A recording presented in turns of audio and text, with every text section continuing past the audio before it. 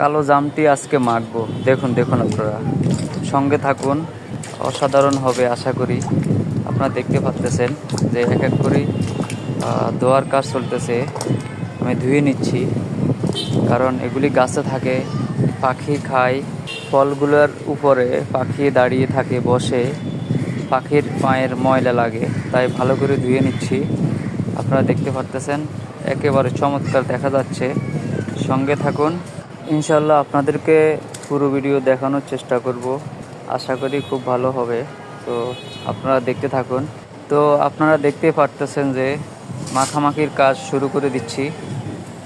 আপনারা দেখতে পারতেছেন শুকনা মরিচটাকে আমি কসলাইয়ে নিচ্ছি। তো শুরু করে দিলাম। আপনারা ভিডিওটি সম্পূর্ণ দেখে ভালো একটি কমেন্টস করে জানিয়ে দিবেন কেমন হইল। আমাদের মন কত কিছুই না খেতে চায়, কত কিছুই না মন চায়। তো যখন যেটা মন চায় তখন সেটা বানিয়ে খেয়ে নিতে হবে। ফল গাছ শুধু ফলেই দেয় না, দেয় শীতল ছায়া, পাখির আশ্রয় আর নির্মল বাতাস। এ যেন প্রকৃতির এক উদার দান। যখন একটি ফল গাছ ফুলে ভরে ওঠে, তখন মনে হয় প্রকৃতি তার সব সৌন্দর্য উজাড় করে দিয়েছে। আর সেই ফুলের সুবাস যেন এক স্বর্গীয় আঘ্রাণ। ফাঁকা ফলের ভারে নুয়ে পড়া ডালপালা আমাদের শেখায়, জীবনে ত্যাগ স্বীকার করলে তার ফল মিষ্টি হয়।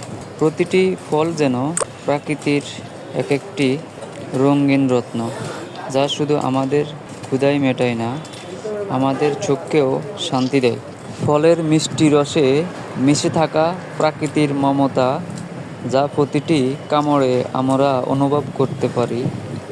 যখন একটি ফল গাছ তার ফল বিতরণ করে, তখন মনে হয় সে যেন তার জীবনের সেরা অর্জন সকলের সাথে ভাগ করে নিচ্ছে। প্রতিটি ফলের নিজস্ব স্বাদ আর গন্ধ যেন প্রকৃতির এক একটি স্বতন্ত্র বার্তা, যা আমাদের বৈচিত্র্যকে ভালোবাসতে শেখায়।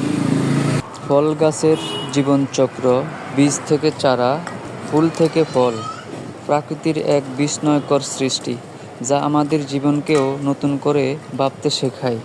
একটি ফল গাছ যেন প্রকৃতির ভালোবাসার প্রতিচ্ছবি। নীরবে দাঁড়িয়ে থেকে সে আমাদের মিষ্টি ফল দান করে, বিনিময়ে কিছুই চায় না।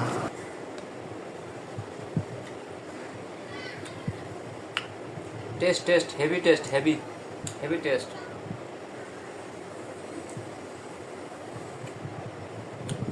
Heavy taste, heavy.